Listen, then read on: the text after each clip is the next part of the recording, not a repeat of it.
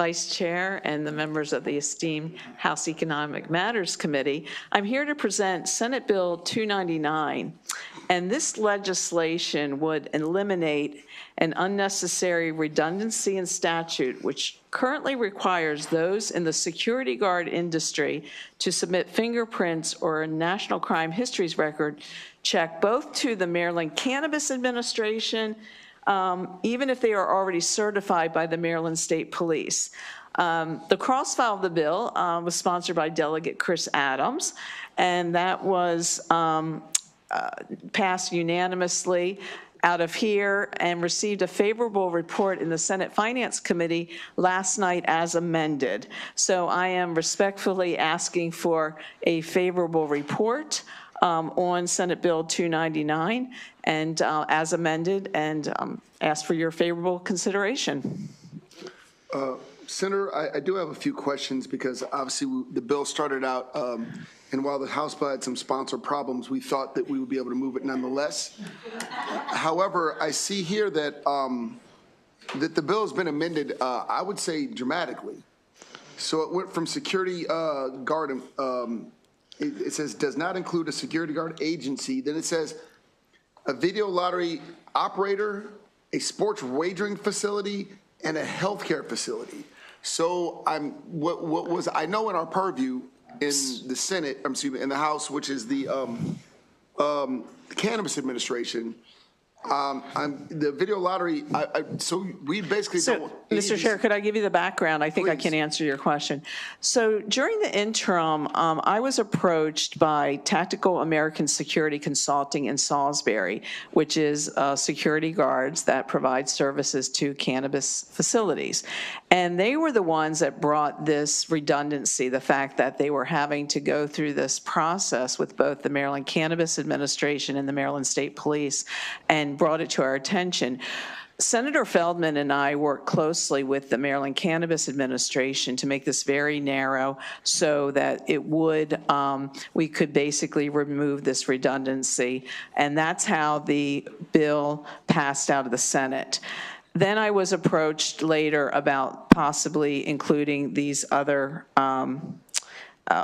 organizations, and my point was, as long as there was not opposition from those, the Maryland Cannabis Administration, Gaming and Lottery Commission, Chair Beidel, Chair Wilson, I would be okay with amending my bill, but I want to make sure that obviously the original bill goes through protecting the cannabis, specifically when it comes to the security guards with the cannabis industry. And so the bill that came out of the Senate does not have these amendments. So last night, the Senate Finance Committee passed HB 1347 with Delegate Chris Adams as the cross-file. So last night, the Senate Finance Committee passed HB 1347 with the amendments. My bill that passed the Senate is SB 299 without the amendment. So I would leave it. I obviously, I am okay with the amendments as long as there's no objections by other stakeholders, but I want to ensure that the original is included. So to be clear, and did anybody speak to Delegate Adams about adding these extra people? I'll let Chris speak in a minute, because I guess I'm just a little more reticent because I know what our purview is, which is cannabis. Right. Video lottery operator, that's Ways and Means. Sports wagering, Ways and Means. Healthcare facility, HGO. So we're branching out into 3 different facilities, and I'm a little worried that we're cutting corners on this versus like these are other committee members that I feel should have some say in how their specific entities operate. So, and again, I'm just letting you know a little bit of my hesitation with the way this has been amended, because again, had this bill been drafted this way, it would have been in 3 committees. I understand, and Mr. Chair, when this was brought to my attention after my bill passed unanimously, I was open to it in that if you could work out these other issues. If they have not been worked out, then, then I would not accept the amendments. Right, and so what I'm saying is, and I'm not sure, I'm sure Chris will be able to fill me in on this, but again, knowing that I'm stepping on several of the chairman's toes, I'm not sure the direction this is going to go, but I know how important it is for the original bill, and this is what I was getting worried about. We have a hearing on this narrowly tailored bill, and then we broaden it dramatically, and there's not really a hearing on it. So I just want to let you know, like I said, I understand the intent of the original bill, and I'm definitely, supportive of that. I'm not so sure about these amendments. Mr. Chair, I appreciate all of that. As I mentioned, we worked through this during the interim with Senator Feldman, with the Maryland Cannabis Administration, and it was just as presented, the narrow bill, as it passed unanimously. I try to be a team player, so when amendments are brought to my attention, my response was, I'm not offering the amendments, but if they can be worked out, I'd be open to it. And I respect, I respect the guidance you're providing. If they have not been worked out, then I would like to see the original bill passed as is. Oh, without a doubt. Yeah, we won't, I know what your intent was. I just wanted to keep you posted. I think Chris does have a question or a response. So, Mr. Chairman, I believe what you're saying is not unlike what I was saying, in so much as we had a bill. The bill was passed. Senator Croza is the lead sponsor on the bill, so she and I had some back and forth about, okay, we've got a bill and we passed it. We had advocates for using this bill as a vehicle to do more than what the bill was originally intending. And my position with the senator was, I said, provided that these amendments don't hurt the bill's chances of passing, then I'm okay with the amendments. Now, Mr. Chairman, if what's happened is that the Senate's taken on amendments to the House bill, I mean, you've got a bill in front of us here today that's passed unamended. If our committee passes her bill unamended, if mine languishes, if there's some difficulty, then that's not going to be a problem from my perspective, but I would highly like to see this bill pass, and the politics behind why the amendment showed up, frankly, from my perspective, is secondary to the reason why the bill is being introduced. And so that's my position on it, which I think aligns at least with some of your concerns to the subject. I guess, Chris, my point is, again, we broaden it dramatically, fourfold, actually, or threefold. Right. And it went from just one narrowly tailored set of circumstances to a very broad set of circumstances. Yep. Without understanding the background. Obviously, there was no hearing. It doesn't sound like there was a hearing on any of these other matters either. So I'm just curious as to where they got this. I'm just kind of putting you guys at a heads up. As your colleague in the committee, I'm fine with the bill without the amendments. Yeah. And I know, what happens with my bill in the Senate truly is secondary to the, we'd like to see the bill pass. I got you. All right, guys. Thank you. Thank you, Mr. Chairman. And I was hoping to perhaps shed a little bit more light, and I want to thank Senator Carosa for her willingness to assist Senator Bito and myself and my colleague, Delegate Chris Allen, for falling on the sword and, for the good of the all.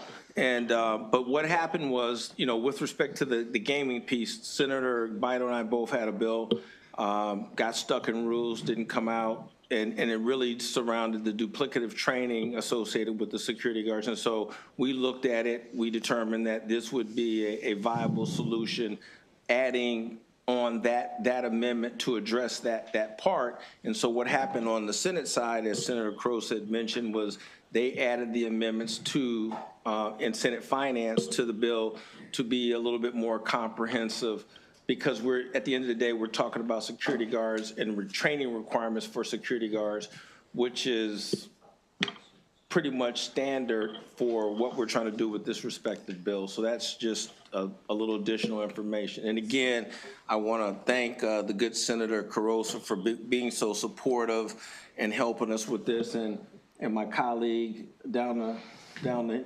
line here for willing to die on that hill just to be a team player. So much appreciate you. And I was hoping I was brief.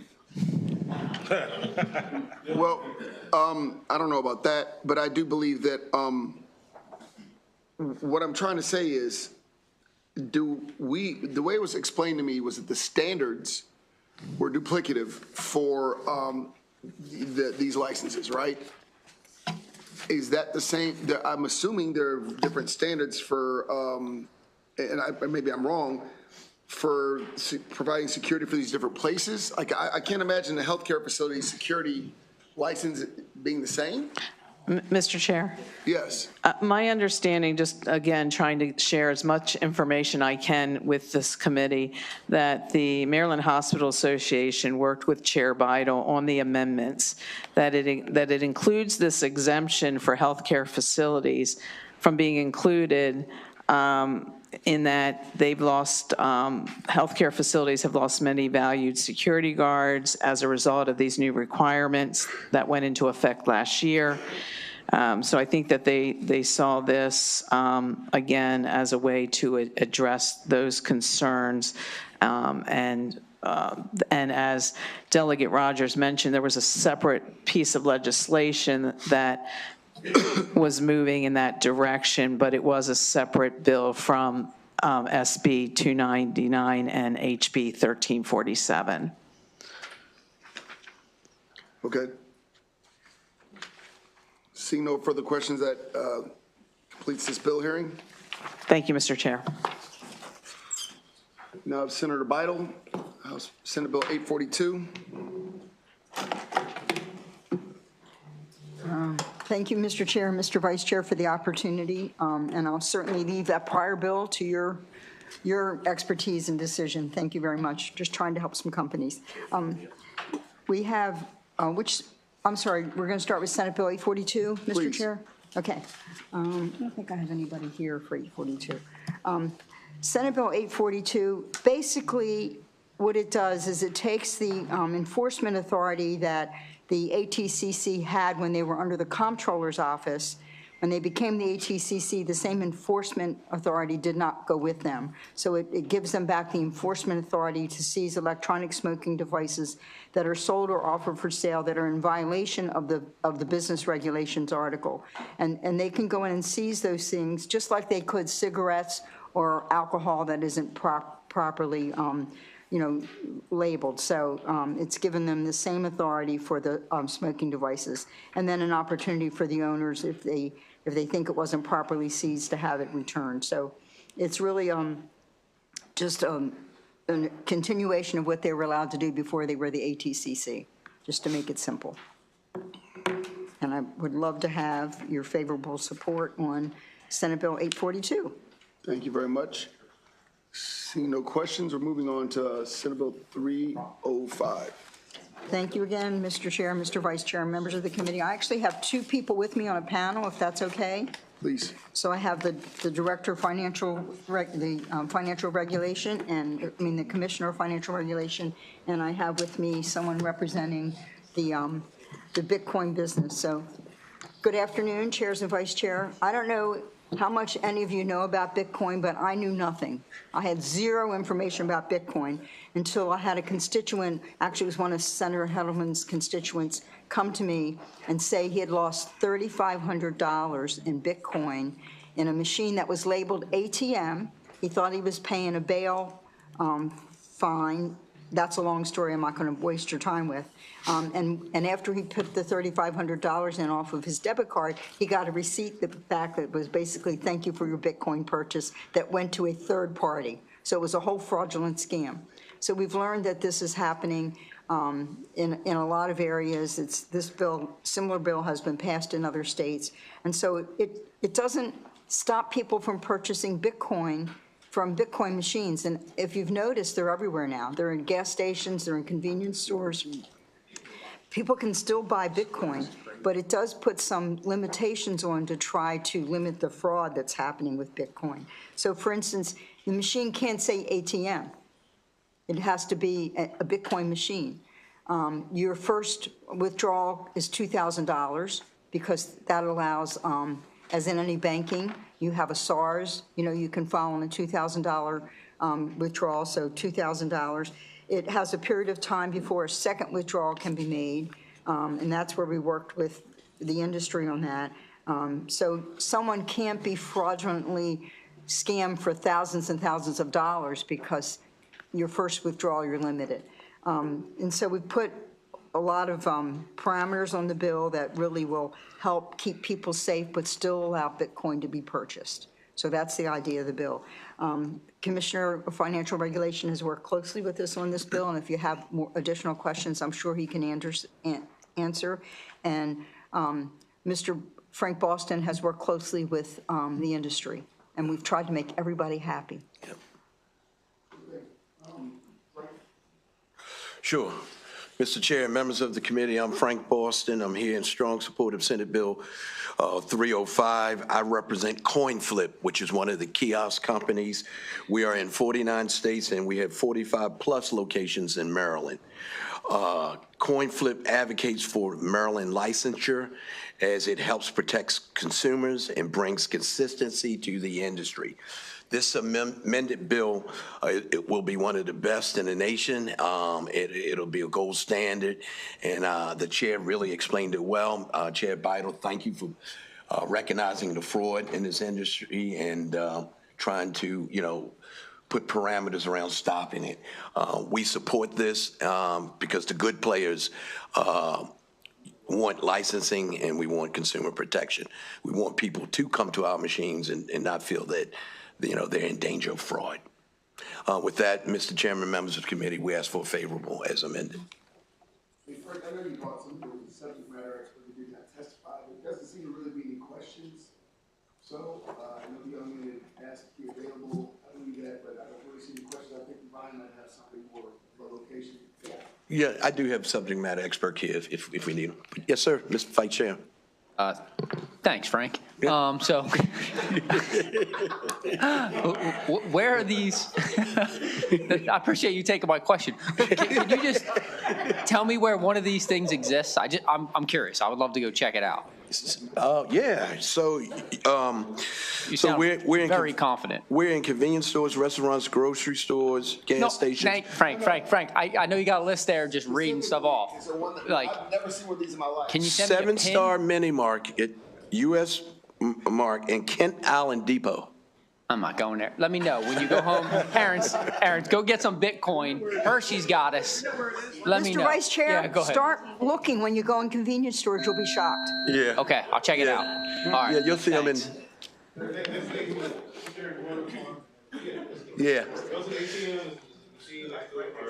They look like an ATM, but you can tell they're slightly different. Yeah. It was an interesting issue. Okay, well, I believe that I don't see any questions. I believe we do have a few people, concludes this panel. Do we have Tammy Bresnahan and Ethan McClendon? Good afternoon, Mr. Chair. I'm Tammy Bresnahan. I'm with the Senior Director of Advocacy for ARP Maryland. Good afternoon, members of the House Economic Matters Committee. There is one at 119 Main Street. There's another one at the 7-Eleven on West Street. And there's another one at Athena Restaurant in West Street and the 7-Eleven on Taylor next to Grouse Market, just so you know. And we support Senator Bidle in this effort. We wholeheartedly support Senate Bill 305. As you heard, the Bitcoins are everywhere. There's about a dozen in Annapolis Mall as well. The regulatory gap has made them a prime tool for scammers. In 2023 alone, the FBI received over 5,000 complaints involving crypto kiosks, with the total loss exceeding $189 million. More than 65% of those were people 60 and older.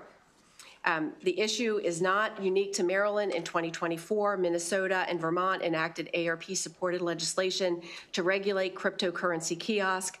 We are working on similar efforts in Rhode Island and other states. Maryland has the opportunity, like Mr. Boston said, to be the leader in protecting consumers. You know that it's got licensing requirements, daily transaction limits, fraud warnings, transparency, oversight, enforcement. And we strongly support Senate Bill 605, and we ask you for a favorable report. Thank you.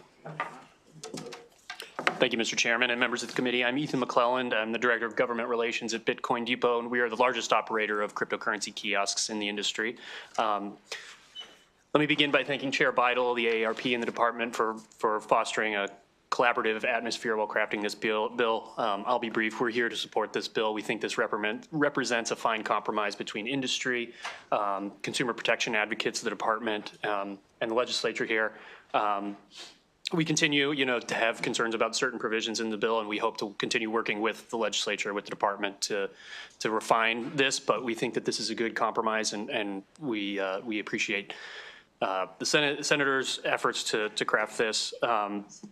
We particularly want to applaud the committee and authors for their efforts to create a rigorous licensing program and put in effective safeguards to ensure operators are utilizing sophisticated technologies like blockchain analytics to combat fraud and illicit activity at kiosks in Maryland.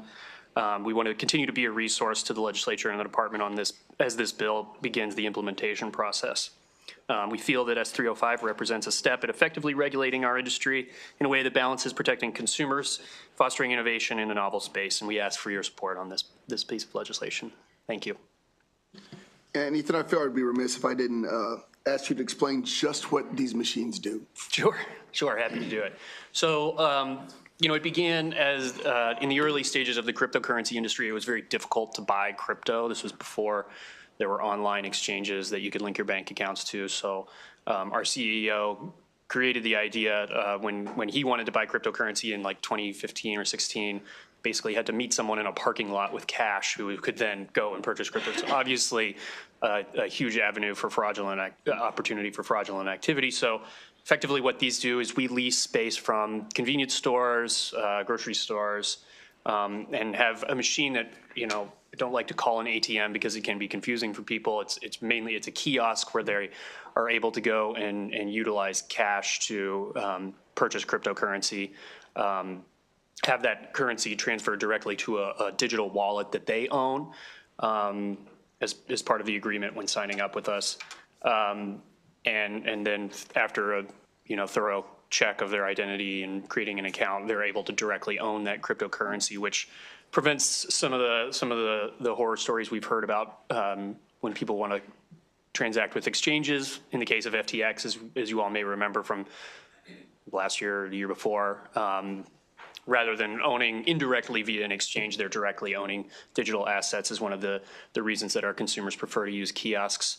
They also, our customers tend to operate outside the traditional banking ecosystem and prefer to use cash, whether they work in the service industry or trades and prefer cash. So it's the simplest, most convenient way for them to buy cryptocurrency. They value it for the convenience of going to a physical location at one of the locations that they're familiar with. So, happy to. Sure. Tammy, just off we're kind of having a discussion up here, but who would, when a senior goes in, do they think they're buying cash and they're pulling out Bitcoin, which nobody can ever explain what Bitcoin is? Right. It's been hard. And even talking with the industry. So in my testimony, I didn't read it, but the example was a Marylander, and we have a fraud watch network. So we got a live call and received a call from someone who was posing as a Marylander, Microsoft representative. The scammer claimed the victim's bank account was compromised and instructed them to withdraw $4,500 in cash and deposit it in a nearby crypto kiosk. The funds were immediately converted into digital currency, transferred through multiple anonymous wallets, and ultimately used for international payments. So, when the money goes in, and I think Senator Beidel had a constituent, Senator Hettleman actually, in Baltimore County, a lawyer. So you lawyers on the committee will understand. He got a call from the sheriff's department on his phone that said there was an active warrant and asked him to put in $3,500 in this machine. And as soon as he did it, he realized it was gone. So it really is one of those things that older people don't understand. They know that they go to an ATM to get money out. They know that they can go there and put money in, but they're getting a lot of calls. They're getting a lot of calls that their accounts have been compromised, that they are, today I got 4 MD payment, for your Easy Pass, right? And they're Oh, just yeah. coming, I mean, on both phones. I have two phones. I got two yesterday and I got two today, and I try to delete them. So they're just inundating us with things that are possibly scams. Do I want to know what you do on your second phone? No, just playing. Thank you. And ma'am, my question goes back to the way the bill's drafted then, because it sounds like these individuals, even if we and I don't know what the labeling is going to look like, but my concern was, wouldn't they just direct them to go to that same machine? It just won't say ATM? Because I've never heard that you could pay bail, because I'm a lawyer, at a machine. So my concern, is there anything else? I mean, when you bring it up like that, how will they know that they can't pay at that machine just because it's, and I'm not trying to put you in a trick bag, ma'am. I'm really just trying to understand to make sure you're comfortable, because to me, my worry would be that they would say, okay, go to this machine. It doesn't say ATM, and put money in. Like, and I'm just, are we comfortable that this is going to be enough to protect those people? Because I've heard a lot of those calls. Are we doing it? Yes. Thank you, Mr. Chairman. The machines will have to be labeled, I guess, cryptocurrency. Can we? So, and I ask this and make sure, but my thing is, they're being told to go what's to stop them from saying, all right, go put that $3,500 in this cryptocurrency machine for your bail? Well, I would hope, Mr. Chairman, that just using that term, that you're going to go to a cryptocurrency machine, will stop people and have them think twice, because what happened with some of these constituents is the machine actually said ATM, and there was simply software loaded on the machine that then redirected the money to Bitcoin, to crypto. So this way, the machine will not say ATM, it'll be properly labeled, and there's some other, I don't know, there's some other safeguards. Merely by the limits, it's not, granted, $2,000 is a lot, unless you're my vice chair. Right. It's that, apparently, it doesn't. I think that's what I was just concerned with what I heard, to make sure we were going far enough.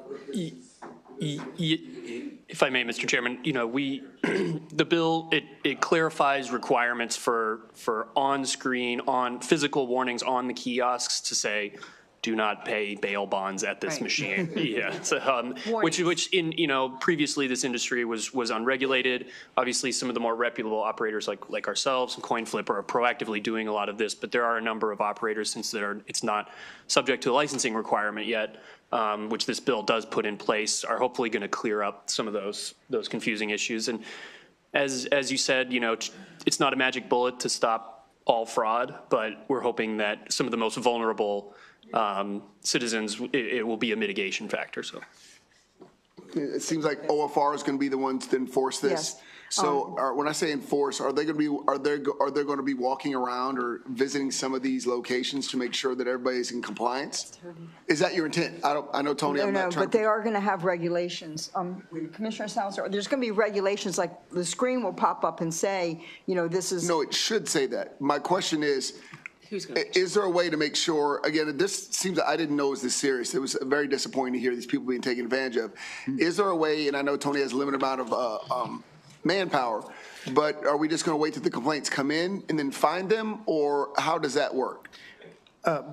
So just to clarify, the rule has a whole bunch of different waterfalls to protect it. I believe that other states that have implemented this have seen a decline in fraud on these types of machines. To get to the particular question that you're asking, we're going to put in regulations, and so we will be able to go out and look at them. We'll also be able to get reports from companies as to what's happening. But right now, I have no intent to send examiners out to actually look at the machines. No worries. We work closely with law enforcement, so we'll be able to tell if there's decreasing fraud. I just want to make sure this had some teeth, and I appreciate it. And we can do it with existing resources. Sure, you're going to have to. Okay, Delegate Adams? Okay, thank you, Mr. Chair. So to the industry participant, you've got a machine. Are you depositing money into the machine with like a debit card or a credit card? Like, how are you putting money in this? And I'm sorry, I feel like I just need to understand. totally fine. Yes, sir. So cash. is the primary for the kiosk, for the physical How much kiosks. is a Bitcoin worth nowadays? I mean, The price fluctuates, as you know. I think most recently it was just north of $90,000. So- I want to say. Losing money by them. all right, so in other words, if somebody wants to put $200 in the machine, they're going to get a fractional share of, okay. Can they go into the machine and get the money out? No. Okay, so this is In almost only a all cases, it's mechanism- purely a Okay, so depository. this is only a mechanism for somebody to say they want to buy it, but how do you as an industry participant articulate to somebody like me that what I just left with is marketable, i.e. how do I extract value or get my cash back out? My company does have machines where you can sell the cryptocurrency and the cash will spit out the front of it. So that is a way then, if you want to sell your cryptocurrency at the kiosk, you can do that. Do consumers know when they come to your machine that there are options to actually, okay, I bought it today and it went up 5% and I want to sell it? Like how does your customer know how to get cash back out of the transaction? Yeah, that's on our website, and the machine is labeled as like a two-way machine, so you can see on the screen, you pick buy or sell. Okay, so you put cash in the machine and you're telling me that you can get an exchange back out of that where? At the machine itself. Okay, but, okay, There's a variety of these things, so they work in different ways. Some will have cash dispensation, some won't. Some will be connected to your bank account, so you can transfer money.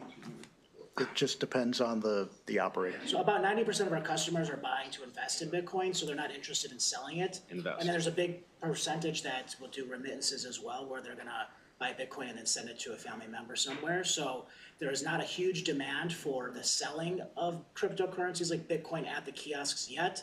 But my company does have them throughout the state and throughout the US, so that people who do want to sell their Bitcoin, so say it goes up one day and they wanna sell some of it or buy something, they can do that.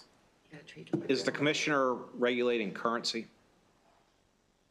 So we regulate operators that facilitate the transfer of Bitcoin, not of their own, right? So if one of the operators owns the Bitcoin, you go to a machine and buy Bitcoin and they give you theirs, that's not regulated as a money transmission.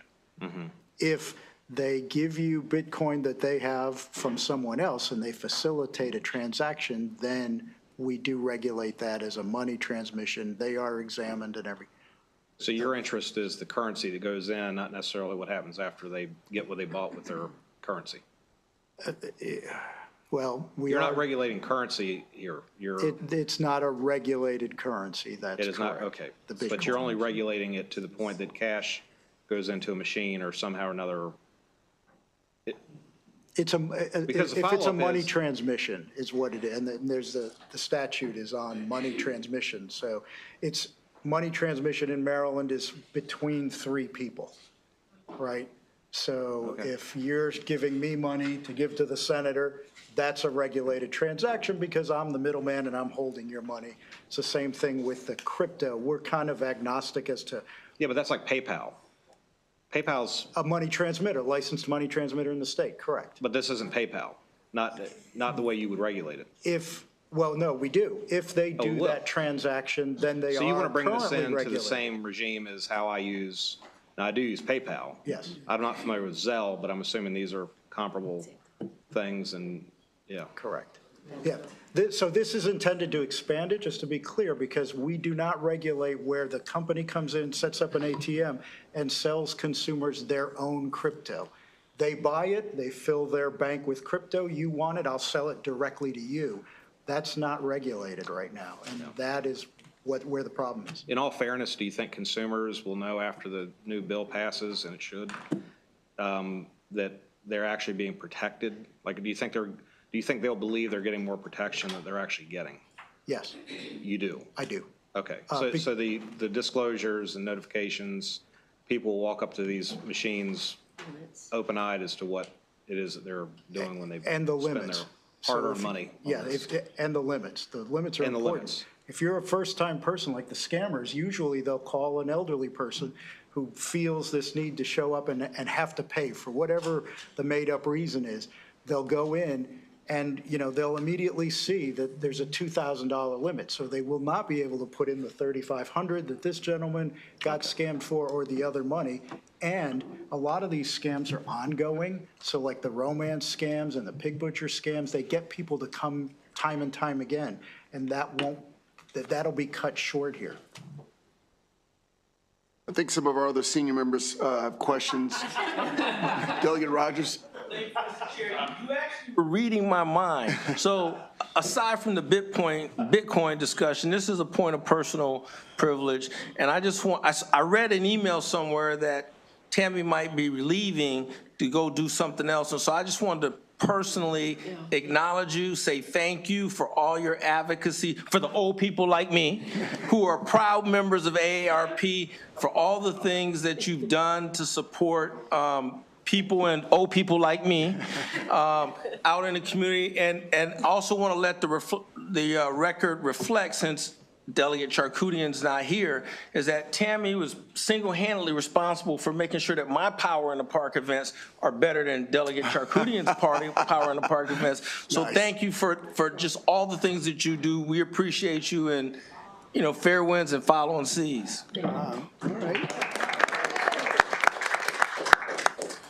Well, our other senior and very grumpy member, sure. That's reality. Yeah, the chair and I came in together, but he dyes his hair. I don't, so.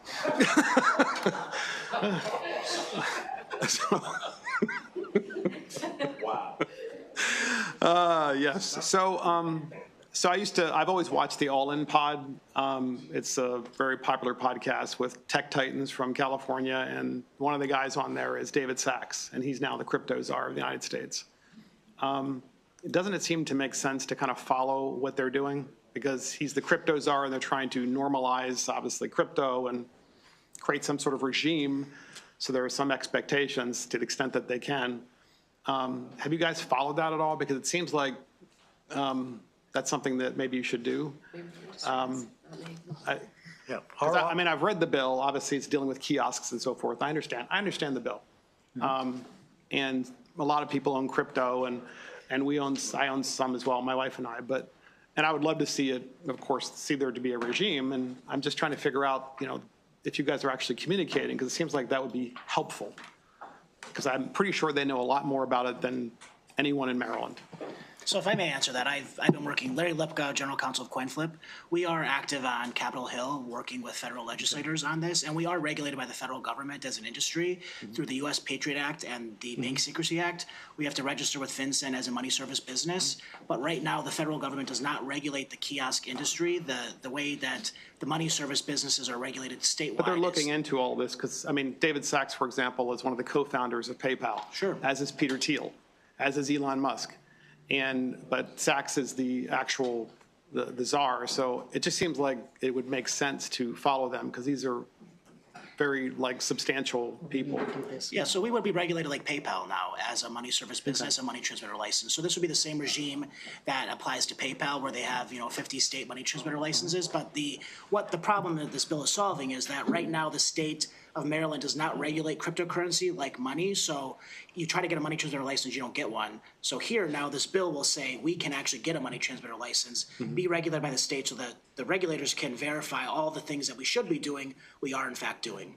Okay, and then why is a kiosk necessary? Why wouldn't someone just buy it online from Coinbase or from one of the other platforms? Sure, so like Ethan was saying, there's no way to buy with cash at an exchange. The only way to use cash to buy cryptocurrency is through one of our kiosks. So this was the solution to the bag of cash, parking lot, stranger to buy crypto. Now, we take identifying information from the person, we do OFAC sanctions checks, and we make sure that the wallet address that the person is using hasn't been associated with criminal activity in the past. So this is for people who want to use cash. I know a lot of states are protecting citizens' ability to use cash at stores and restaurants, at bars. As we move to a digital future, some people still want to use their physical cash. Cool, okay, So thank you. Delegate, our office is also actively involved in that. To your point, we're part of the Conference of State Bank Supervisors. Oh, good. So we're part of the 50-state network. There's actually a bill right now that's being heard in Congress on stablecoin. So that's where the focus is at the federal level, not at the state level.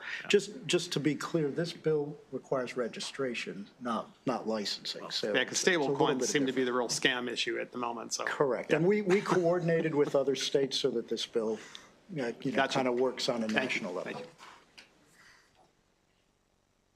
That it? That concludes this hearing. Thank you guys very much. Thank you. Next, we have another big storage bill. Senator Hershey coming up for big storage. Big storage, yeah. Big storage. You've got an ally over here. Thank you. Am I your last bill, Mr. Chairman? Am I your last bill? No. I was hoping to get in and out. And if you could, please move the mic a little closer. I know you're very soft-spoken. There you go. Yeah, soft-spoken. Thank you very much, Mr. Chairman, members of the committee. For the record, Senator Steve Hershey to present Senate Bill 844, which is a cross-file of House Bill 979, which passed unanimously out of this committee. They are both in their same posture and simply deals with notification for self-storage facilities. So I want to make sure we define what cross-file means.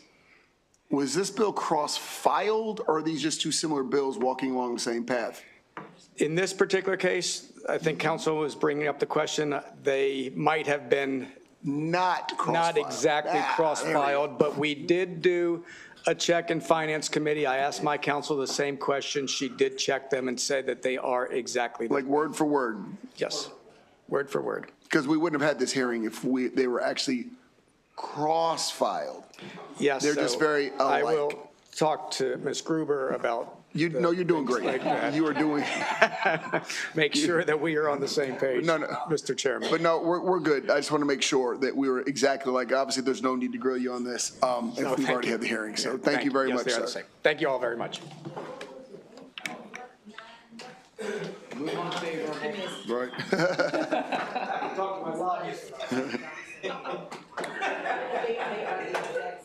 Our last bill for the day is Senate Bill 215.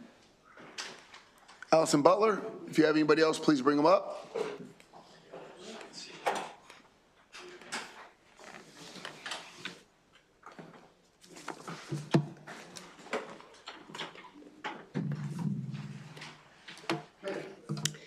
Good afternoon, Mr. Chair, Mr. Vice Chair, and members of the committee. My name is Allison Butler, and I'm here on behalf of the Maryland Cannabis Administration in support of crossover bill Senate Bill 215 as amended by the Senate Finance Committee. The original version of this bill proposed a model for on-site consumption businesses and created a pathway for event registration.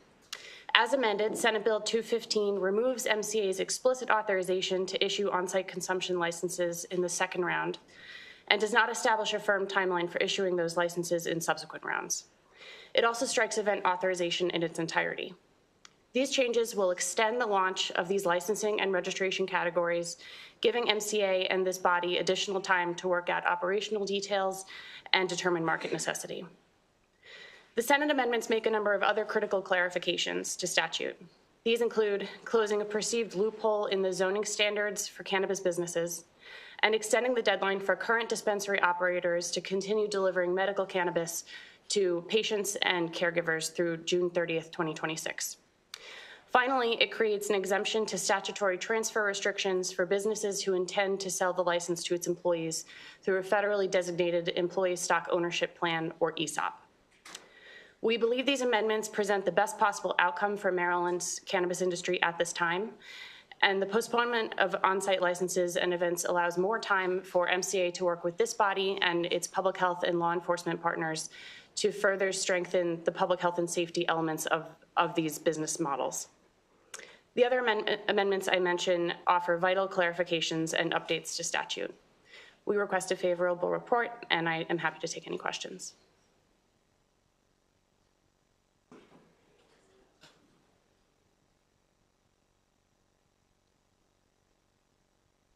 And I just want to make sure, because I know that early on when we drafted this bill, you were tasked, I guess, with setting up on-site consumption, and we had almost timelines, I think, lined up. That's right. And you're asking that we push those back, or are we just removing them for now? We're removing them from the second round. So in general, MCA is still authorized to issue on-site consumption licenses at some point, but Right. removing it from the second round. And I guess the only question I have is, will the General Assembly have a say in when you start putting those licenses out according to this bill as amended? I believe that that is our intent, yes. I want to make sure you understand the question, right? Because I believe there are a lot of us up here who have hesitations. We're having a hard time citing regular dispensaries. And the last thing we want to do is complicate that with these on-site consumption. And we also are, my concern, obviously, since this was unfortunately dropped in my lap, is that when you guys feel comfortable to do it, it still might not be a good time politically to do it.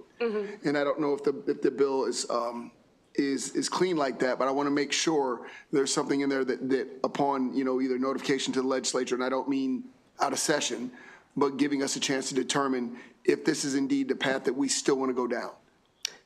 So like I said, so I totally understand what you're doing, and I appreciate that, because I was in no mood to start moving this ball forward on that level. But I do want to make sure that if there is any movement on on-site consumption, because we have given you the authority, that that it's with our expressed authority with some specificity.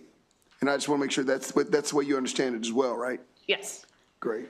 So I'll talk to council to make sure it's that it clarifies. Just, I'm not putting this on your head but you understand my point. We want to we're going to be the ultimate, we're going to be the ones who get the calls. Yes. If this starts going out before we're ready for it. Understood. So, Pippi? Sure. So I was just listening to your conversation. So this removes the timeline. Can you elaborate on that? In what way? So as statute is written today, the MCA is authorized to issue on-site consumption licenses in our next round of licenses. This version of the bill removes that authorization, and doesn't put back in the authorization to issue those licenses in any subsequent round. I guess as written, it would be subject to market demand sometime in the future, but we would work with you all to determine when that time is appropriate. So the current statute says that you can issue them in the second round? That's what the law says today, yes. Right. So when does the second round start? The second round is subject to a disparity study that the Department of Transportation and the MCA will do to make sure that the first round of licensing met its social equity goals. And that has not started yet, and I believe the deadline is being extended to sometime in 2026. So the second round of licensing wouldn't happen until after that report has been complete. So without extending that deadline, what is the deadline currently? There is no deadline. I think that there's a statewide disparity study that is supposed to be done separate from MCA, and I believe. What's the date of when it's supposed to be done? I think it's the end of this year. Okay, so 2025. So currently, you would be permitted to issue these consumption licenses, assuming that study was done this year? Mm-hmm. Okay, and then this bill does what now? This would bill remove that timeline, or would it add to the timeline, or? The second round of licensing would include another set of growers, processors, dispensaries, and also on-site consumption lounges. This bill, as it's drafted now, takes the on-site consumption lounges out, so MCA is no longer authorized to issue those licenses in that second round. I see. So it would push it out further, or assuming. That's or does it enable it in some other way, or? Well, and that's why we're trying to make sure that legislation is clear. What they're saying is, we told them to do it in the second round. Now, like, we're not doing the second round. Now, they still have the authority to do it, but I want to make sure we haven't told them when.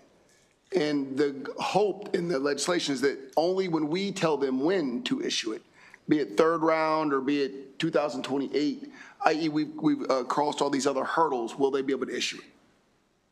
And I want to make sure the language is clear on that too, that is, with the authorization from the General Assembly, because we've already authorized them to create the licenses and to give them out. We want to make sure that we have input on when they're given. And this bill also, doesn't it permit like events?